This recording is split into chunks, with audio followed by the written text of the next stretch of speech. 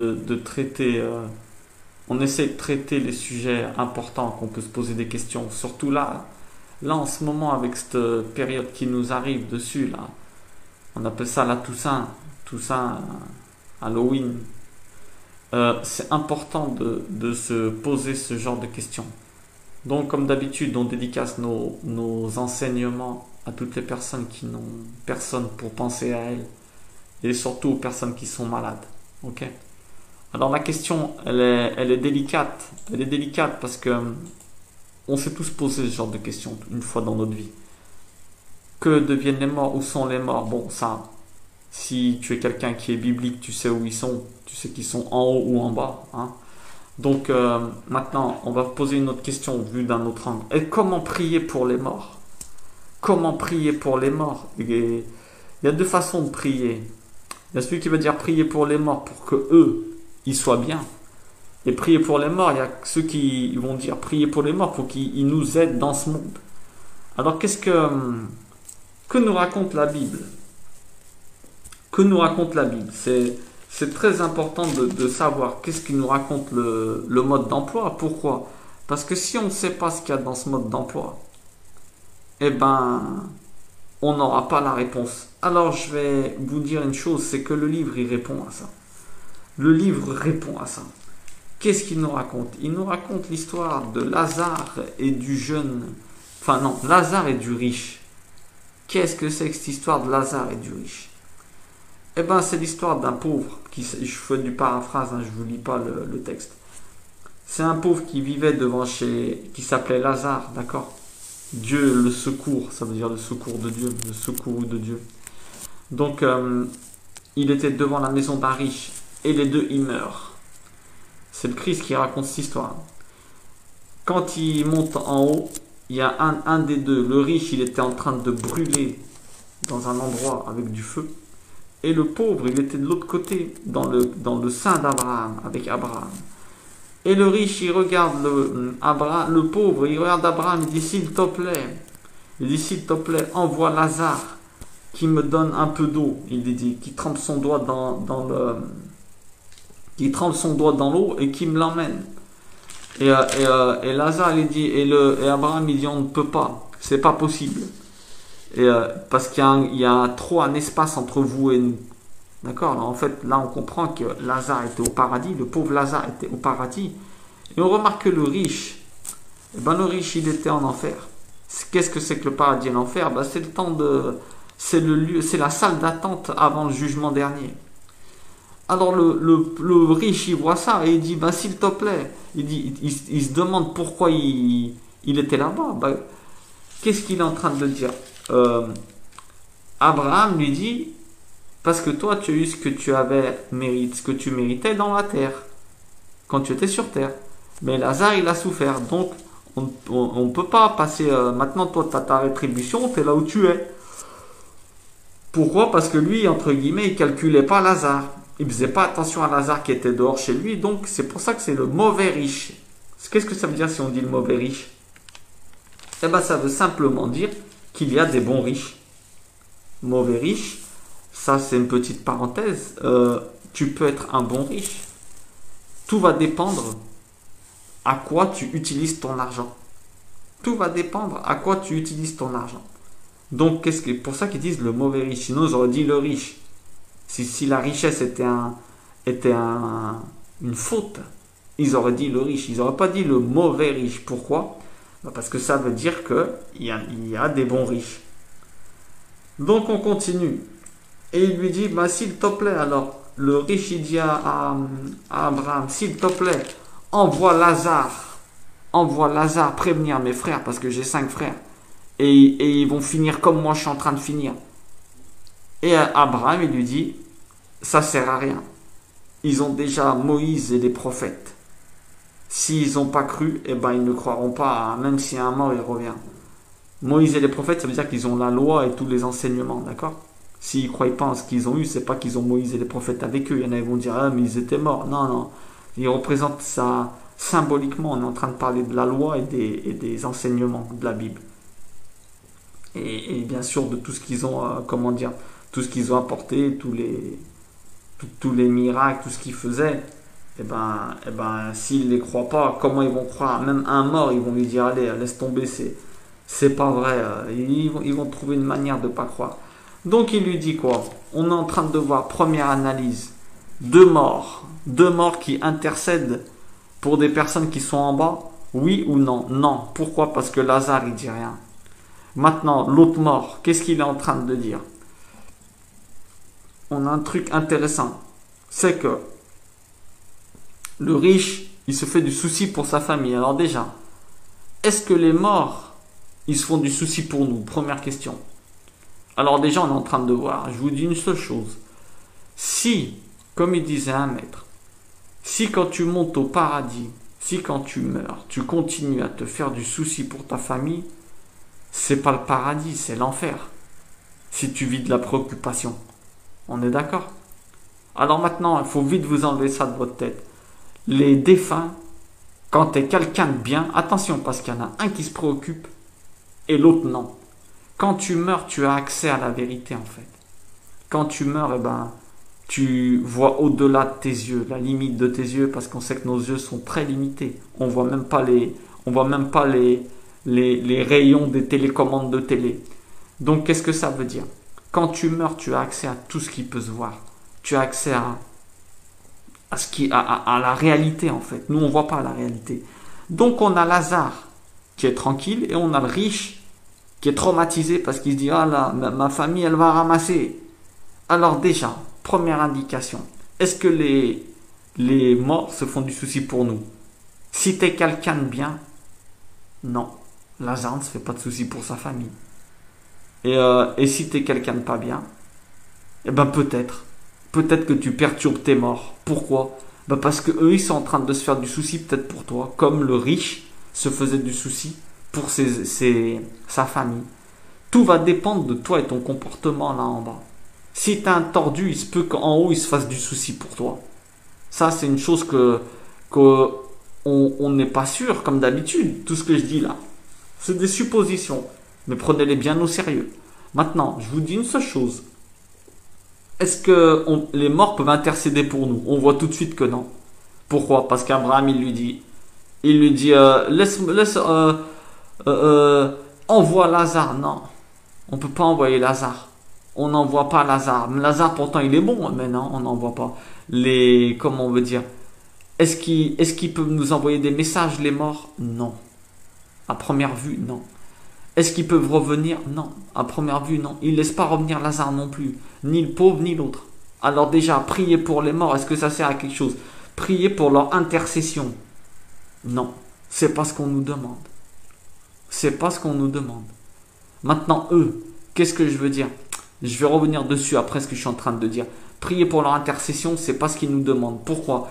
Il se peut que les morts, ils intercèdent pour nous. Ils ont des conversations pour nous. Peut-être. C'est possible. Mais en tout cas, nous, ce qu'on nous demande, c'est de vraiment pas essayer de les contacter et leur demander de l'aide. Ça, c'est contraire à tout ce qui est écrit dans la Bible. Dieu, il te dit, tu t'adresses à lui. Et aie confiance pour les morts. On dit repose en paix. Va pas déranger les morts. On ne dérange pas les morts. Shaoul dérange Samuel. Il se fait vite enguirlander. Il se fait vite reprendre. C'est pas ce qu'on nous demande. Tu n'as pas le droit de demander quelque chose à un mort. Tu dois le laisser se reposer en paix. Sinon, comment te dire? On a dit ils ont accès à la vérité. Tu vas me dire, mais alors est-ce qu'ils intercèdent pour nous? Est-ce que toi, si tu verrais ton fils en train de subir une opération, tu as vu par exemple ton fils, il a un gros problème, et il est en train de subir une opération, et tu sais qu'après opération, tout ira bien. D'accord? Est-ce que tu te ferais du souci? Oui, mais tu dirais c'est pour son bien. C'est pareil. Quand les morts ils partent en haut, ils se disent, même si ceux qui sont en bas ils souffrent un peu, c'est pour être bien, c'est pour changer d'attitude parce que Dieu ne permet pas qu'il t'arrive quelque chose pour rien. Chaque fois c'est éducatif derrière. Donc ils se disent, ça vaut tellement le coup ce qu'il y a après la vie, qu'il vaut mieux qu'ils souffrent un peu en bas pour se redresser et pouvoir convenir et monter en haut et être bien. Vous comprenez? Ils ont accès à ça. Ils savent que là-bas, c'est incroyable après la vie. Alors, ils se font pas de soucis pour toi. Même si tu souffres un peu, ils se font pas de soucis pour toi parce qu'ils savent que toutes les souffrances, elles sont faites pour te redresser. D'accord? C'est important ça. Maintenant, je vais te dire une chose. Allez, priez pour les morts, c'est-à-dire prier pour qu'ils aillent bien. Tu peux dire, Seigneur, prie pour pardonne-lui ses péchés. Oui, maintenant je vais te dire un autre truc qui est encore mieux. Parce que prier pour un mort, on a dit prier pour un mort, prier pour qu'ils intercèdent, ça jamais de la vie. Ça jamais de la vie. C'est une superstition. Certaines religions, elles croient que les morts, ils les aident, ils prient pour eux. Mais maintenant, je vais te dire une chose. Peut-être qu'ils intercèdent, on a dit, mais il ne faut pas les solliciter. C'est Dieu. C'est sur Dieu que tu dois compter. C'est pas sur eux. Il faut bien faire attention. Alors maintenant, je vais vous dire une chose importante. Très très importante. Priez pour les morts. Est-ce qu'il faut prier pour que Dieu leur pardonne leurs fautes, pour qu'ils soient bien là-haut? Moi, je vais vous dire une chose. Il y a quelque chose qui est beaucoup mieux que tout ça. On peut prier pour qu'il leur pardonne leurs fautes, tout ça, mais il ne faut pas rentrer dans l'idolâtrie et faire que ça. Non, moi je vous dis une chose. Vous voulez vraiment prier pour vos morts? Écoutez bien ce que je vous dis. Faites des choses bien là en bas. Qu'est-ce que je suis en train de dire? Quand tu fais du bien là en bas, c'est obligatoire que les morts de ta famille y gagnent des mérites. Par exemple, un fils qui continue à faire le bien en bas, c'est obligatoire que son père y gagne des mérites. Pourquoi? Parce que son fils, c'est une partie de lui qu'il a laissé là en bas. Alors, il faut que tu sois la meilleure partie qu'il a laissée en bas. Si tu continues à faire le bien là en bas, c'est le meilleur moyen de faire gagner des mérites aux morts qui sont partis. C'est obligatoire. C'est obligatoire. Quand tu étudies, quand tu fais du bien, des bonnes actions, il est en haut, il gagne des mérites grâce à toi. De même que tu as des mérites grâce à ce que tes parents ou tes ancêtres ont laissé pour toi, de même toi tu peux leur faire gagner des mérites en étant ceux que eux ils ont laissés là en bas. Vous comprenez ce que je veux dire? C'est très important ça. Tu veux pas qu'ils soient préoccupés? Ne sois pas un tordu, sois quelqu'un de bien, comme Lazare. Lazare il n'est pas préoccupé. Par contre l'autre comme c'est un tordu, il sait que sa famille c'est des tordus, il est préoccupé. Maintenant, je te dis, préoccupe-toi pour toi. Préoccupe-toi pour toi. Parce que eux, les morts, ils sont bien. Si tu te préoccupes, il faut que ça soit pour toi, pour que tu puisses les rejoindre. Vous allez me dire, maintenant, c'est l'époque d'aller au cimetière, tout ça. Ok, tu vas au cimetière, bon, tu peux y aller par respect, c'est vrai. Mais va pas en mode ressourcé. Tu vas là-bas te ressourcer, que tu te fais du bien ni à toi, ni aux défunts. Vous voyez ce que je veux dire? Nous, on est imagine-toi, le défunt, il pourrait te voir et toi, tu es là-bas en train de... C'est pas comme ça que ça fonctionne. Repose en paix, il y a écrit. Ça veut dire quoi? Laisse-le reposer en paix. C'est comme si tu... Comment dire? Si tu savais que tu as vu le plus beau paysage que tu peux voir dans ce monde, imagine-toi une plage ou une montagne. Imagine-toi la maison du maître là-haut. Si ça, c'est juste pour nous, imagine-toi la maison du maître, comment elle doit être. Si c'est si beau ce qu'on a là en bas. Je vais te dire une chose, écoute bien. Si vraiment tu aimes la personne, quand elle part, imagine-toi qu'elle est dans un endroit mieux que ça. Et toi, tu te demanderais qu'elle revienne. Le cimetière, c'est comparable à une casse automobile. Il n'y a que les corps dedans. Et encore, il n'y a même plus les corps, ils se font manger par les vers. C'est juste, il faut te dire une chose, les défunts ne sont pas là-bas. Ils sont devenus invisibles. Ils ont laissé leur partie visible qui est dans le cimetière, dans la casse, on va dire entre guillemets, et eux ils sont ailleurs. Et je vais te dire une chose, t'inquiète pas, toi tu vas le devenir un jour. Alors on peut dire prier pour les morts. Prier pour quoi? Comment dire, qu'ils aillent bien. Moi je te dis, tu veux qu'ils aillent bien, fais des choses bien dans ce monde, continue à être leurs mains, parce que eux, ils ne peuvent plus continuer à agir dans ce monde. Ils peuvent plus faire de bonnes actions. Ça veut dire quoi? Tu te dois de leur faire à leur place. Fais-leur gagner des niveaux. On sait qu'il y a plusieurs niveaux en enfer de descente. Les pires niveaux, là où il y a les moqueurs, ceux qui parlent mal avec les vulgaires, les gens comme ça, ils arrivent à des niveaux très très bas. D'accord? Ceux qui trompent leurs femmes. Maintenant, on sait qu'il y a des niveaux aussi en haut. Il y a des niveaux de paradis. Toi, continue à faire le bien. Par tes mérites, ils pourront augmenter chaque fois chaque fois que tu feras quelque chose de bien, c'est comme si une partie d'eux, elle faisait du bien. Tu vas me dire, c'est possible, qu'est-ce que tu me racontes? Moi, je vais te dire une chose. C'est impossible qu'un bonhomme, écoute bien, impossible qu'un bonhomme qui a laissé là en bas une maison close avec des femmes où il y a de la drogue et tout, hein, et qui est mort et qui a laissé ça, et que ses enfants ils ont repris ça, impossible que là où il est bien, impossible que là où, je suis sûr qu'on lui demande des comptes sur tous les morts qu'il va y avoir, même après qu'il est mort. Même après qu'il est mort, il doit encore payer des comptes, je suis sûr qu'il a des comptes à payer sur ce qu'il a laissé là en bas. Et ben de même, toi, si tu fais du bien, c'est obligatoire qu'il gagne des mérites. C'est obligatoire qu'il gagne des mérites. Si le bonhomme qui a laissé une maison close, chaque fois qu'il y a quelqu'un qui y va, ou une boîte de nuit, chaque fois qu'il y a un jeune qui se saoule et qui a un accident et qui meurt, eh ben on lui demande des comptes parce que c'est lui qui avait monté cette discothèque.